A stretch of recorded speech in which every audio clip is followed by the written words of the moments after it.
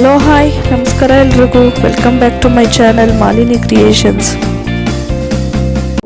ಅಯೋಧ್ಯೆಯ ಶ್ರೀರಾಮನ ದರ್ಶನವನ್ನ ಪಡೆದು ಅಲ್ಲಿಂದ ನಮ್ಮ ಪ್ರಯಾಣನ ನಾವಿವತ್ತು ವಾರಣಾಸಿ ಕಡೆಗೆ ಶುರು ಮಾಡಿದ್ವಿ. ನಮ್ಮ ಈ ಪ್ರಯಾಣ ಯಾವ ರೀತಿ ಎಲ್ಲ ಇತ್ತು, ಮತ್ತೆ ಅಲ್ಲಿ ಯಾವ್ಯಾವ ಜಾಗಗಳನ್ನೆಲ್ಲ ನೋಡಿದ್ವಿ, ಮತ್ತೆ ಆ ಜಾಗಗಳ ಮಹತ್ವ ಎಲ್ಲ ಏನು ಅಂತೇಳಿ ಇವತ್ತಿನ ಲಾಗ್ ಅಲ್ಲಿ ಕೆಲವೊಂದಷ್ಟು ವಿಷಯಗಳನ್ನ ನಾನಿವತ್ತು ತಿಳಿಸ್ಕೊಡ್ತಾ ಇದ್ದೀನಿ ಕಾಶಿ ಬಗ್ಗೆ. ಈ ಲಾಗ್ ನ ಮಿಸ್ ಮಾಡದೆ ಕೊನೆವರೆಗೂ ನೋಡಿ, ಯಾಕೆಂತಂದ್ರೆ ನಿಮ್ಗೆ ಇವತ್ತು ನಾನು ಹೇಳುವಂತ ಕೆಲವೊಂದಷ್ಟು ಇಂಪಾರ್ಟೆಂಟ್ ವಿಷಯಗಳು ಮುಂದೆ ನೀವೇನಾದ್ರೂ ಕಾಶಿಗೆ ಹೋದ್ರೆ ನಿಮ್ಗೆ ತುಂಬಾನೇ ಹೆಲ್ಪ್ ಆಗುತ್ತೆ. ಹಾಗೆ ಇನ್ನು ಯಾರ್ಯಾರೆಲ್ಲ ನನ್ನ ಚಾನಲ್ಗೆ ಸಬ್ಸ್ಕ್ರೈಬ್ ಆಗಿಲ್ಲ ಬೇಗ ಸಬ್ಸ್ಕ್ರೈಬ್ ಆಗಿ ಅಂತ ಹೇಳ್ತಾ ಬನ್ನಿ ಇವತ್ತಿನ ಲಾಗ್ ನ ಶುರು ಮಾಡೋಣ. ಅಯೋಧ್ಯೆಯಿಂದ ಕಾಶಿಗೆ ಜರ್ನಿ 4-5 ತಾಸು ಬೇಕು. 180 ರಿಂದ 220 ಕಿಲೋಮೀಟರ್ ಆಗುತ್ತೆ.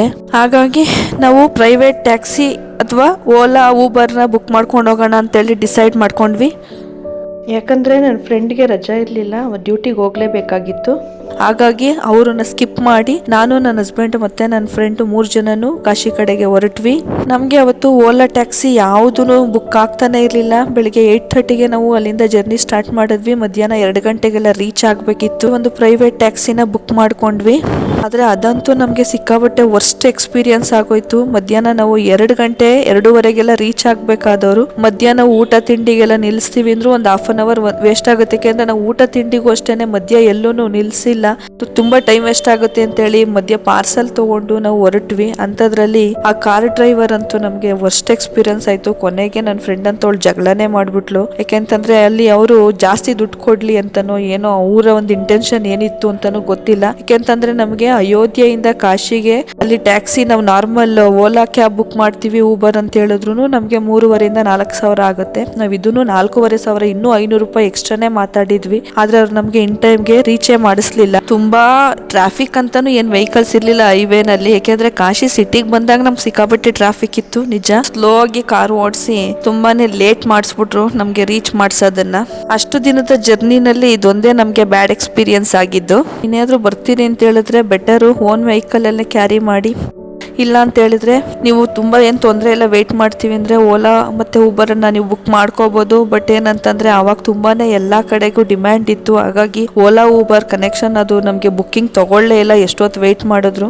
ಹೇಗೋ ಸಾಹಸ ಮಾಡ್ಕೊಂಡು ನಾವು ಸಂಜೆ 4:00ವರೆಗೆ ಕಾಶಿಗೆ ರೀಚ್ ಆದ್ವಿ. ಅಲ್ಲಿ ನಾವು ಸಿಟಿ ಎಂಟ್ರಿ ಆಗ್ತಿದ್ದಂಗೆ ಇಳಿದು ಅಲ್ಲಿಂದ ನಾವೇನ್ ಮಾಡಿದ್ವಿ, ಆಟೋ ಒಳಗಡೆ ಸಿಟಿ ಒಳಗ್ ಬಂದ್ವಿ. 3 ಕಿಲೋಮೀಟರ್ ಅಲ್ಲಿ ಮತ್ತೆ ಆಟೋಗೆಲ್ಲ ಸ್ಟಾಪ್ ಮಾಡಿಸಿದ್ರು. ಅಲ್ಲಿಂದ ರಿಕ್ಷಾ ಮಾಡ್ಕೊಂಡ್ವಿ. ರಿಕ್ಷಾದಿಂದ ಒಳಗಡೆ ಎಂಟ್ರಿ ಆದ್ವಿ.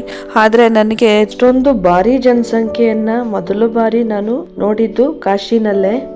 ಯಾಕೆಂದ್ರೆ ನಮ್ಗೆ ಅಯೋಧ್ಯೆನಲ್ಲೂ ಜನಸಂಖ್ಯೆ ಇತ್ತು, ಅಲ್ಲೂ ಜನಗಳಿದ್ರು. ಬಟ್ ನಾವಂದ್ರೆ ಅರ್ಲಿ ಮಾರ್ನಿಂಗ್ ದೇವಸ್ಥಾನಕ್ಕೆ ನಾವು ದರ್ಶನಕ್ಕೆ ಹೋಗಿದ್ರಿಂದ ಅದ್ರದ್ದು ಅಷ್ಟೊಂದು ಎಕ್ಸ್ಪೀರಿಯನ್ಸ್ ಆಗ್ಲಿಲ್ಲ. ಆದ್ರೆ ಕಾಶಿಗೆ ಬಂದು ನೋಡಿದಾಗ ಎಲ್ಲೂ ನೋಡಿದ್ರು ಜನಸಾಗರ, ಯಾವ ಕಡೆ ತಿರುಗಿದ್ರು ಜನನೇ, ರೋಡೇ ಕಾಣಿಸ್ತಿಲ್ಲ, ಅಂಗಡಿ ಸುತ್ತಮುತ್ತ ಏನಿದೆ ಅಂತ ಗೊತ್ತಾಗ್ತಿಲ್ಲ. ಅಪ್ಪಿ ತಪ್ಪಿ ಏನಾದ್ರೂ ನಾವು ಅಲ್ಲಿ ಮಿಸ್ ಆದ್ವಿ ಅಂತ ಅನ್ಕೊಳ್ಳಿ ಮತ್ತೆ ಹುಡ್ಕದೇ ಕಷ್ಟ ಆಗುತ್ತೆ. ಜನಗಳು ಸುಮ್ಮನೆ ನಮ್ಮನ್ನ ತಳ್ಕೊಂಡು ಹೋಗ್ತಾ ಇರ್ತಾರೆ. ನೀವು ಇಲ್ಲಿ ನೋಡಿರ್ಬೋದು. ಇದು ಇನ್ನೇನು ನಾವು ಕಾಶಿ ವಿಶ್ವನಾಥನ ದೇವಸ್ಥಾನದ ಹತ್ರಕ್ಕೆ ಹೋಗೋದಕ್ಕೆ ರೋಡು. ಜೊತೆಗೆ ಇದೇ ದಾರಿಯಿಂದ ನಾವು ಹಲವಾರು ಘಾಟ್ಗಳನ್ನು ಸಹ ತಲುಪಬಹುದು. ಆದ್ರೆ ಇಲ್ಲಿ ಇಷ್ಟೊಂದು ಜನಸಂದಣಿ ಇದ್ದಿದ್ರಿಂದ ಎಷ್ಟೊಂದು ಜನ ನನ್ನಲ್ಲಿ ಗಮನಿಸ್ದಂಗೆ ಏನ್ ಮಾಡ್ತಾ ಇದ್ರು, ಎಲ್ಲ ಒಬ್ರಿಂದ ಒಬ್ರು ಅವ್ರ ಕುಟುಂಬದವ್ರು ಯಾರ್ಯಾರಿದ್ರು ಎಲ್ರು ಒಂದು ಬಟ್ಟೆ ಗಂಟನ್ನ ಕಟ್ಕೊಂಡಿದ್ರು. ಇಲ್ಲ ಅಂತ ಹೇಳಿದ್ರೆ ಒಬ್ರು ಕೈ ಒಬ್ರು ಇಟ್ಕೊಂಡಿದ್ರು. ಕೆಲವು ಸಲ ಒಬ್ರು ಕೈ ಇಟ್ಕೊಂಡ್ರು ಸಹ ಅಲ್ಲಿ ತಪ್ಪಿಸ್ಕೊಳ್ಳೋ ಚಾನ್ಸಸ್ ಇರುತ್ತೆ. ಹಾಗಾಗಿ ಅವ್ರ ಬ್ಯಾಗ್ಗಳಿಗೆ ಅವ್ರು ಏನ್ ಮಾಡಿದ್ರು, ಬಟ್ಟೆ ಗಂಟು ತರ ಕಟ್ಕೊಂಡಿದ್ರು. ಈ ಜನಜಂಗುಳಿಯ ಮಧ್ಯೆ ಹೇಗೋ ದಾರಿ ಮಾಡ್ಕೊಂಡು ಘಾಟ್ ತಲುಪಿದ್ವಿ. ಗಂಗಾ ಆರತಿನಾದ್ರೂ ನಾವು ನೋಡೋಣ ಅಂತ ಹೇಳಿ ಡಿಸೈಡ್ ಮಾಡಿ ದಶಾಶ್ವಮೇಧ ಘಾಟ್ ಕಡೆಗೆ ಹೊರಟ್ವಿ. ಇದೇ ಫಾರ್ ದ ಫಸ್ಟ್ ಟೈಮು ನಾನು ಕಾಶಿಗೆ ಬಂದಿದ್ದು. ಇದಾದ್ಮೇಲೆ ಮತ್ತೆ 6 ತಿಂಗಳಿಗೆ ಮತ್ತೆ ನಾನು ನಮ್ಮ ಅಜ್ಜಿನ ಕರ್ಕೊಂಡು ಕಾಶಿಗೆ ಬಂದಿದ್ದೆ. ಅದು ನನಗೆ 2ನೇ ಟೈಮು ನಾನು ಕಾಶಿನ ವಿಸಿಟ್ ಮಾಡಿದ್ದು. ಇದ್ರದ್ದು ಲಾಗ್ ಆಲ್ರೆಡಿ ನಾನು ಡೀಟೇಲ್ ಆಗಿ ಎಕ್ಸ್ಪ್ಲೈನ್ ಮಾಡಿ ಸಪ್ರೇಟ್ ಲಾಗ್ ಮಾಡಿ ಹಾಕಿದ್ದೀನಿ, ಅದನ್ನ ನೋಡಿ. ಹೇಗೋ ಆ ಜನಜಂಗುಳಿಯನ್ನ ದಾಟ್ಕೊಂಡು ನಾವು ದಶಾಶ್ವಮೇಧ ಘಾಟ್ಗೆ ಬಂದ್ವಿ. ಇಲ್ಲಿಗೆ ಬರೋಷ್ಟೊತ್ತಿಗೆ ಆಲ್ಮೋಸ್ಟ್ ನಮ್ಗೆ 5:30 ಆಗಿತ್ತು. ಇನ್ನು ಬೆಳಕಿತ್ತು. ಆದ್ರೆ ಅಷ್ಟ್ರಲ್ಲಿ ಆಲ್ರೆಡಿ ಎಲ್ಲ ಜನ ಕಿಕ್ಕಿರಿದು ಅಲ್ಲಿ ಸೇರಿದ್ರು. ಎಷ್ಟು ಜನಗಳಿದ್ರು ಅಂತ ಹೇಳಿದ್ರೆ ಅದನ್ನ ನಾವು ಹೇಳಕ್ಕೆ ಅಸಾಧ್ಯ. ಲಕ್ಷಾಂತರ ಜನ ಕೇವಲ ಕಾಶಿ ಒಂದ್ರಲ್ಲೇನೆ ಅಷ್ಟೊಂದು ಜನ ಸೇರಿದ್ದು. ಮತ್ತೆ ನಾವಿಲ್ಲಿ ಆ ಘಾಟ್ ಹತ್ರ ಅಲ್ಲೊಂದ್ ಸೈಡ್ ಅಲ್ಲಿ ನಿಂತಿದ್ವಿ. ಆಗ ಅಲ್ಲಿ ಅಕ್ಕಪಕ್ಕ ಮನೆಗಳಲ್ಲಿ ಏನ್ ಮಾಡ್ತಾರೆ ಅಂತಂದ್ರೆ ನಾವು ಒಂದು 100 rupees ಒಬ್ರಿಗೆ ಫರ್ ಹೆಡ್ ಅಂತ ಪೇ ಮಾಡಿದ್ರೆ ಅವರ ಮನೆಯ ಕಿಟಕಿ ಅಥವಾ ಬಾಗಿಲು ಕಡೆಯಿಂದ ನಾವು ಕುತ್ಕೊಂಡು ಗಂಗಾರತಿನ ನೋಡ್ಬಹುದು. ಆ ಜಾಗದಿಂದನೂ ಅಷ್ಟೇನೆ ಗಂಗಾರತಿ ಬಹಳನೇ ಚೆನ್ನಾಗಿ ಕಾಣಿಸ್ತಾ ಇತ್ತು. ಈಗ ನಾನು ಇಲ್ಲಿ ಏನೆಲ್ಲ ವಿಡಿಯೋ ಕ್ಯಾಪ್ಚರ್ ಮಾಡಿದ್ದೀನಿ ಅದು ಅಲ್ಲಿ ಮೇಲಿಂದಾನೇ ಅದನ್ನೆಲ್ಲ ಕ್ಯಾಪ್ಚರ್ ಮಾಡಿರೋದು. ಅಂದ್ರೆ ಇಲ್ಲಿ ಒಬ್ಬ ಮನುಷ್ಯ ಬದುಕೋದಕ್ಕೆ ಏನೆಲ್ಲಾ ದಾರಿಗಳನ್ನ ಹುಡುಕ್ಬೋದು ಅಂತ ಹೇಳಿದ್ರೆ ನಿಜವಾಗ್ಲೂ ನಾವು ಕಾಶಿಲಿ ಬಂದು ನೋಡಿದ್ರೆ ನಿಜವಾಗ್ಲೂ ಅದ್ರದ್ದು ಒಂದು ಅನುಭವ ಆಗುತ್ತೆ. ಯಾಕೆಂತಂದ್ರೆ ಇಲ್ಲಿ ಲಕ್ಷಾಂತರ ಜನಕ್ಕೆ ಬದುಕನ್ನ ಕಟ್ಕೊಂಡಿರ್ತಕ್ಕಂಥ ಜಾಗ ಅಂತ ಹೇಳಿದ್ರೆ ಅದು ಕಾಶಿ. ಇಡೀ ಪ್ರಪಂಚದಲ್ಲೇ ಪ್ರಾಚೀನ ನಗರಿ ಕಾಶಿ ಅಂದ್ರೆ ಬನಾರಸ್ಸು.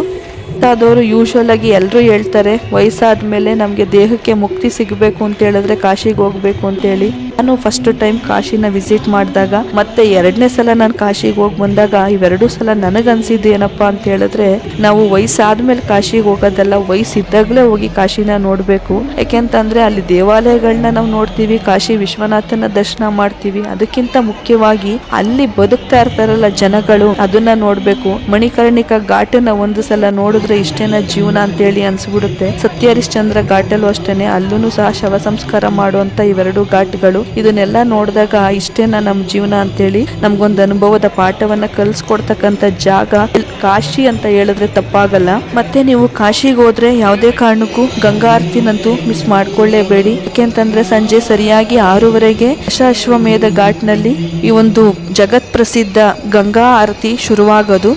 6:30ಗೆ ಶುರುವಾಗಿ ಸುಮಾರು 7:10ಕ್ಕೆಲ್ಲ ಮುಗ್ದೋಗ್ಬಿಡುತ್ತೆ. ಅರ್ಧ ಗಂಟೆ ಕಂಟಿನ್ಯೂಸ್ ಆಗಿ ಆರತಿನ ಮಾಡ್ತಾರೆ. ಅದಂತೂ ನೋಡೋದಕ್ಕೆ 2 ಕಣ್ಣು ಸಾಲದೇ ಇಲ್ಲ, ಅಷ್ಟು ಚೆನ್ನಾಗಿರುತ್ತೆ ಗಂಗಾ ಆರತಿ. ಶುರುವಾಗೋದು 6:30ಗೆ, ಅದ ಜನ 3:30ಇಂದ 4 ಗಂಟೆಗೆ ಬಂದು ಅಲ್ಲಿ ಸೇರಿರ್ತಾರೆ. ಇದನ್ನ ಇಷ್ಟು ಹತ್ರದಿಂದ ನೋಡೋದಕ್ಕೆ ನಮ್ಗೊಂದು ಅವಕಾಶ ಕೂಡ ಬಂತು.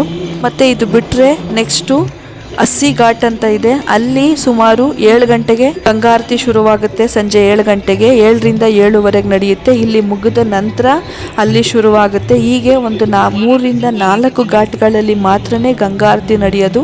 ಅದರಲ್ಲಿ ತುಂಬಾನೇ ಜಗತ್ ಪ್ರಸಿದ್ಧಿಯನ್ನು ಪಡೆದಿರ್ತಕ್ಕಂಥದ್ದು ದಶಾಶ್ವಮೇಧ ಘಾಟು ಮತ್ತೆ ಅಸ್ಸಿ ಘಾಟು. ಅಸ್ಸಿ ಘಾಟಲ್ಲಿ ಬೆಳಗಿನ ಜಾವ ನಡೀತಕ್ಕಂಥ ಗಂಗಾ ಆರತಿ ತುಂಬಾನೇ ಫೇಮಸ್. ನೀವು ರಾತ್ರಿ ಹೊತ್ತು ಏನಾದ್ರೂ ಗಂಗಾ ಆರತಿನ ಸಂಜೆ ನೋಡಿಲ್ಲ ಅಂತ ಹೇಳಿದ್ರೆ ಬೆಳಗಿನ ಜಾವ ಹೋಗಿನೂ ಸಹ ನೀವು ಅದನ್ನ ನೋಡಿ ಕಣ್ತುಂಬ್ಕೋಬಹುದು.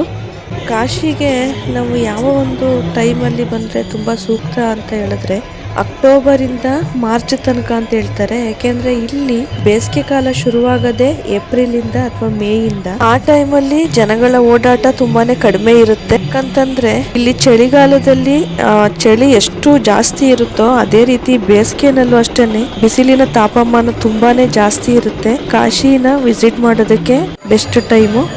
ಜೊತೆಗೆ ಇಲ್ಲಿ ಕಾಶಿಯಲ್ಲಿ ಇನ್ನೊಂದು ಮುಖ್ಯ ಆಕರ್ಷಣೀಯ ಅಂತ ಹೇಳಿದ್ರೆ ತುಂಬಾ ನೀವು ಅಲ್ಲಿ ದೇವಸ್ಥಾನಗಳು, ಯಾಕೆ ಅಂತಂದ್ರೆ ದೇವಾಲಯಗಳ ನಗರಿ ಅಂತಾನೆ ಹೇಳ್ಬೋದು. ನೀವು ಒಂದು ಹೆಜ್ಜೆಗೆ ಹೋದ್ರೂ ನಿಮ್ಗಲ್ಲಿ ದೇವಸ್ಥಾನಗಳು ಸಿಗ್ತವೆ. ಮತ್ತೆ ಕಾಶಿಯಲ್ಲಿ ನಾವು ಮುಖ್ಯವಾಗಿ ನೋಡ್ಲೇಬೇಕಾಗಿರುವಂತ ದೇವಾಲಯಗಳು ಅಂತ ಹೇಳಿದ್ರೆ ಅದರಲ್ಲಿ ಮುಖ್ಯವಾಗಿ ಕಾಲಭೈರವೇಶ್ವರನ ಸನ್ನಿಧಿ, ಹಾಗೆ ದುರ್ಗಾದೇವಿ ಸನ್ನಿಧಿ, ಆಂಜನೇಯನ ದೇವಸ್ಥಾನ, ಜೊತೆಗೆ ಕಾಶಿ ವಿಶ್ವನಾಥನ ಸನ್ನಿಧಿ. ಹೀಗೆ ಈ ದೇವಸ್ಥಾನಗಳನ್ನ ನಾವು ಭೇಟಿ ಮಾಡದೆ ತಪ್ಪದೆ ನಾವು ಅಲ್ಲಿಗೆ ಭೇಟಿ ನೀಡಲೇಬೇಕಾಗಿರುವಂತ ಮುಖ್ಯ ಸ್ಥಳಗಳು. ಅದ್ರ ಜೊತೆಗೆ ಈ ಗಂಗಾ ಆರತಿ ಮತ್ತೆ ಘಾಟ್ಗಳನ್ನಂತೂ ಮಿಸ್ ಮಾಡ್ಕೊಳ್ಳೇಬೇಡಿ. ಮತ್ತೆ ನನಗೆ ಇನ್ನೊಂದು ಆಸೆ ಇತ್ತು, ನಾಗಾ ಸಾಧುಗಳನ್ನ ನೋಡ್ಬೇಕು ಅಂತ ಹೇಳಿ ಪ್ರಯಾಗ್ರಾಜಲ್ಲೇ ನೋಡ್ಬೇಕು ಅಂತ ಅನ್ಕೊಂಡ್ವಿ. ಆದ್ರೆ ನಮ್ಗಲ್ಲಿ ಟೈಮ್ ಡ್ಯೂರೇಷನ್ ಇಲ್ಲದೆ ಇದ್ದಿದ್ರಿಂದ ಕಾಶಿನಲ್ಲಾದ್ರೂ ಸಿಗ್ತಾರ ಅಂತ ಹೇಳಿ ಅನ್ಕೊಂಡ್ವಿ. ಯಾಕೆಂದ್ರೆ ಹನುಮಾನ್ ಘಾಟ್ ಅಲ್ಲಿ ಮುಖ್ಯವಾಗಿ ನಾಗಾ ಸಾಧುಗಳು ಹೆಚ್ಚಾಗಿ ವಾಸಿಸುವಂತ ಜಾಗ ಅಂತೆ. ಆದ್ರೆ ಅಲ್ಲಿ ನಮಗೆ ಸಿಗ್ಲಿಲ್ಲ. ಆದ್ರೆ ನನಗೆ ಅದೃಷ್ಟವಶಾತ್ತು ನಾವಲ್ಲಿ ಗಂಗಾ ನದಿ ಹತ್ರ ಅಲ್ಲಿ ಪೂಜೆ ಮಾಡೋಣ ಅಂತ ಹೇಳಿ ಆರತಿ ಎಲ್ಲ ಮುಗಿಸಾದ್ಮೇಲೆ ಅಲ್ಲಿ ಹೋದಾಗ ಅಲ್ಲಿ ನಮಗೆ ಸಡನ್ ಆಗಿ ಒಬ್ರು ನಾಗಾ ಸಾಧುಗಳು ಕಾಣಿಸಿದ್ರು. ಅವ್ರು ಗೊತ್ತಿಲ್ಲದೆ ನಾನು ವಿಡಿಯೋ ಮಾಡ್ಕೊಂಡೆ. ಅಪ್ಪಿ ಅವ್ರು ಏನಾದ್ರು ನನಗೆ ನೋಡಿದ್ದಿದ್ರಂತೂ ಅಷ್ಟೇ. ಕೊನೆಗೆ ಒಬ್ರು ನಾಗಾ ಸಾಧುನು ನೋಡಿದ್ದಾಯ್ತು ಕಾಶಿನಲ್ಲಿ. ಅವರು ಮೈಗೆಲ್ಲ ವಿಭೂತಿ ಮತ್ತೆ ಬೂದಿನ ಹಚ್ಕೊಳ್ತಾ ಇದ್ರು. ಅಷ್ಟೊಂದು ಚಳಿ ಇರುತ್ತೆ. ಆ ಚಳಿ ಅವ್ರಿಗೆ ಅದೇನು ಲೆಕ್ಕನೇ ಇಲ್ಲ. ಯಾಕೆಂದ್ರೆ ಅಂತ 10ರಷ್ಟು ಚಳಿ ಇದ್ರೂ ಅದನ್ನ ತಡ್ಕೊಳ್ಳೋ ಅಂತ ಶಕ್ತಿ ಇರ್ತಕ್ಕಂಥದ್ದು ನಾಗಾ ಸಾಧುಗಳಿಗೆ ಮಾತ್ರನೇ. ಅನಂತರ ನಾವು ಗಂಗಾ ನದಿಗೆ ಪೂಜೆಯನ್ನ ಸಲ್ಲಿಸಿ ಅಲ್ಲಿಂದ ಮೇಲೆ ಬಂದ್ವಿ. ಯಾವಾಗ್ಲೂ ಅಷ್ಟೇನೆ ಕಾಶಿನಲ್ಲಿ ಎಲ್ಲೇ ಹೋದ್ರು ಜೈ ಮಹಾಕಾಳ್ ಹರ ಹರ ಮಹಾದೇವ್ ಅಂತೇಳಿ ಜೈಕಾರವನ್ನ ಕೂಗ್ತಾರೆ. ಜೊತೆಗೆ ಅಲ್ಲೂ ಸಹ ತಿಲಕವನ್ನ ಇಟ್ಸ್ಕೊಳ್ಳೋದು ಸಹ ತುಂಬಾನೇ ಫೇಮಸ್. ಅದನ್ನು ಸಹ ಒಂದು ಭಕ್ತಿಯ ಸಂಕೇತ ಅಂತಾನೆ ಹೇಳ್ಬೋದು. ನೀವು ಅಯೋಧ್ಯೆಗೆ ಹೋಗಿ, ಕಾಶಿಗೆ ಹೋಗಿ, ಮಥುರಾಗೆ ಹೋಗಿ, ಶ್ರೀಕೃಷ್ಣನ ಸನ್ನಿಧಾನ ಅದು, ನೀವೀಗೆ ಉತ್ತರ ಪ್ರದೇಶದ ಯಾವುದೇ ಒಂದು ಪ್ರೇಕ್ಷಣೀಯ ಸ್ಥಳಗಳಿಗೆ ಹೋದಾಗ ಅಲ್ಲಿ ಆ ಒಂದು ಪರ್ಟಿಕ್ಯುಲರ್ ದೇವಸ್ಥಾನಕ್ಕೆ ಸಂಬಂಧಪಟ್ಟಂತ ಒಂದು ತಿಲಕವನ್ನ ನಾವು ಇಟ್ಸ್ಕೊಳ್ಳೋದೇನೆ ಅದನ್ನ ಮಿಸ್ ಮಾಡ್ಕೊಳ್ಳೇಬೇಡಿ. ಇದನ್ನೆಲ್ಲ ನಾವು ಮುಗಿಸ್ಕೊಂಡು ನಂತರ ನಮ್ಮ ಪಯಣ ಶುರುವಾಗಿದ್ದು ವಿಶ್ವನಾಥನ ಸನ್ನಿಧಾನದ ಕಡೆಗೆ. ದೇವಸ್ಥಾನಕ್ಕೆ ಹೋಗೋಣ ಅಂತೇಳಿ ಹೊರಟ್ವಿ.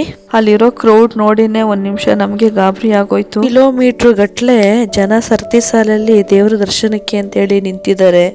ಹಾಗಾಗಿ ಹೇಗೋ ಹರಸಾಹಸ ಮಾಡಿ ಅಲ್ಲಿ ಜಸ್ಟ್ ಒಂದು 5-10 ಸೆಕೆಂಡ್ ಅಷ್ಟೇ, ಅದು ದೂರದಿಂದ ನಾವು ದೇವ್ರನ್ನ ನೋಡಿದ್ದು. ಅದೂ ಸಿಕ್ಕಾಪಟ್ಟೆ ಕಷ್ಟ ಆಯ್ತು. ಹೇಗೋ ಸಾಹಸ ಮಾಡಿ ಅಲ್ಲಿ ದೇವ್ರನ್ನ ನೋಡ್ಕೊಂಡ್ ಬಂದ್ವಿ. ಆದ್ರೆ ನನಗಂತೂ ಅದು ಸಮಾಧಾನ ಆಗ್ಲೇ ಇಲ್ಲ, ಅಷ್ಟು ದೂರದಿಂದ ದೇವ್ರನ್ನ ನೋಡಿದ್ದು. ಯಾಕೆಂದ್ರೆ ವಿಶ್ವನಾಥನ್ಗೆ ಅಲ್ಲಿ ಮುಟ್ಟಿ ನಮ್ಗೆ ನಮಸ್ಕಾರ ಮಾಡೋದಕ್ಕೆ ಅವಕಾಶ ಇರುತ್ತೆ. ಆದ್ರೆ ಮಹಾಕುಂಭ ಮೇಳದಲ್ಲಿ ಕೋಟ್ಯಾಂತರ ಭಕ್ತರುಗಳು ಬರ್ತಾ ಇದ್ದಿದ್ರಿಂದ ಸೊ ಅಲ್ಲಿ ಕೆಲವು VIPs ಎಂಟ್ರೀಸ್ಗೆ ಮಾತ್ರನೇ ಆ ರೀತಿಯ ಒಂದು ಅವಕಾಶ ಇತ್ತು. ಸಾಮಾನ್ಯ ಜನಗಳಿಗೆಲ್ಲ ದೂರದಿಂದಾನೇ ನಾವು ದರ್ಶನ ಮಾಡ್ಕೊಂಡು ಹೋಗ್ಬೇಕಾಗಿತ್ತು.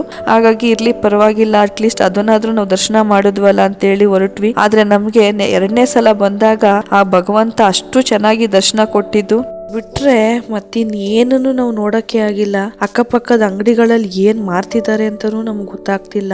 ಅಷ್ಟು ಜನಗಳ ರಾಶಿ ಕಾಣಿಸ್ತಾ ಇದೆ ಎಲ್ಲಿ ನೋಡಿದ್ರು. ಅದಕ್ಕೆ ನಾವು ಸುಮ್ನೆ ಇಲ್ಲಿ ನಿಂತ್ಕೊಂಡು ಟೈಮ್ ವೇಸ್ಟ್ ಮಾಡೋದ್ರ ಬದಲು ಮತ್ತೆ ಇಲ್ಲಿ ನಮ್ಗೆ ಸಿಟಿಯಿಂದ ರೈಲ್ವೆ ಸ್ಟೇಷನ್ಗೆ ಹೋಗೋದಕ್ಕೆ ಒಂದು 1/2-3 ಗಂಟೆ ಅಂತೂ ಬೇಕೇ ಬೇಕು. ಟ್ರಾಫಿಕ್ ಇದೆ. ಹಾಗಾಗಿ ನಾವೇನ್ ಮಾಡಿದ್ವಿ, ಊಟ ಪಾರ್ಸಲ್ ತಗೊಂಡ್ವಿ ಹೋಟೆಲ್ ಅಲ್ಲಿ. ಮತ್ತೆ ಆಂತವೇ ಬರೋವಾಗ ನನ್ಗೆ ಈ ರೀತಿ ಇದೇನೋ ಒಂದು ಸ್ಪೆಷಲ್ ಆಗಿ ಕಾಣಿಸ್ತು. ಏನಪ್ಪಾ ಈ ತರ ಎಲ್ಲ ಡೆಕೋರೇಷನ್ ಮಾಡ್ಕೊಂಡು ಹೋಗ್ತಿದಾರಲ್ಲ ಅಂತ ಕೇಳಿದಕ್ಕೆ, ಅಲ್ಲೆಲ್ಲ ನೈಟ್ ಟೈಮ್ ಅಲ್ಲಿ ಮದ್ವೆಗಳನ್ನೆಲ್ಲ ಮಾಡೋದು ರಾತ್ರಿ ಹೊತ್ತಂತೆ. ಹಾಗಾಗಿ ಗಂಡು ಹೆಣ್ಣನ್ನ ಕೂರಿಸ್ಕೊಂಡು ಆ ಒಂದು ಏನು ಡೆಕೋರೇಷನ್ ಮಾಡಿದ್ರು ವೆಹಿಕಲ್ ಅದ್ರ ಮೇಲೆ ಕೂರಿಸ್ಕೊಂಡು ಮೆರವಣಿಗೆ ಮಾಡ್ಕೊಂಡು ಕರ್ಕೊಂಡು ಹೋಗ್ತಾ ಇದ್ರು. ಅದೊಂದಂತೂ ಒಂಥರ ಡಿಫ್ರೆಂಟ್ ಅನ್ಸ್ತು. ನಮ್ ಕಡೆ ಈ ರೀತಿ ಎಲ್ಲ ಮೆರವಣಿಗೆ ಎಲ್ಲ ಇಲ್ಲ, ಇವೆಲ್ಲ ಸಾಮಾನ್ಯವಾಗಿ ಕಡಿಮೆ.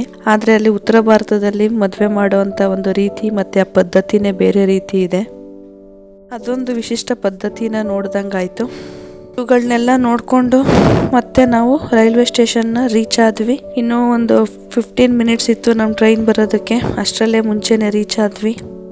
ಇಲ್ಲಿಂದ ನಮ್ಮ ಪಯಣ ಈಗ ಆಗ್ರಾದ ಕಡೆಗೆ ಶುರುವಾಗುತ್ತೆ. ನನ್ನ ಮುಂದಿನ ಲಾಗಲ್ಲಿ ಆಗ್ರಾ ಬಗ್ಗೆ ನಿಮ್ಗೊಂದಷ್ಟು ಮಾಹಿತಿಗಳನ್ನ ತಿಳಿಸ್ಕೊಡ್ತೀನಿ.